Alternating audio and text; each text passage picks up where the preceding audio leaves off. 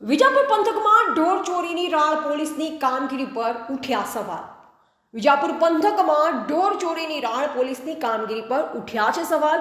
વિજાપુર પંથકમાં અવરનગર, વિજાપુર, વસઈ અને લાડોલ પોલીસ સ્ટેશનની હદમાં પશુધનની ચોરીના બનાવ વધ્યા। મહેસાણા જિલ્લાના વિજાપુરમાં ધનપુરા ગામના વાડામાંથી 4 ભેંસો ચોરાઈ। વિજાપુર તાલુકાના ધનપુરા ગામે રહેતા સતીશભાઈ વિઠ્ઠલભાઈ પટેલ ભેંસો નંગ 4 રામપુરા કુવાડાથી ધનપુરા રોડ પર આવેલા વાડામાં ભેંસો રાખતા રાત્રે ભેંસોને ચારો પાણી કરાવી ઘરે ગયા। સવારે ધોવા માટે વાડામાં આવ્યા ત્યારે 3 ભેંસો વાડામાં ન હતી। આજુબાજુ શોધ કરતા કોઈ ભાળ મળી ન હતી। બીજો એક બનાવ પ્રકાશભાઈ પટેલ રણછોડપુરાથી રામપુરા જતા તબેલામાં તેમની એક ભેંસ ચોરાઈ।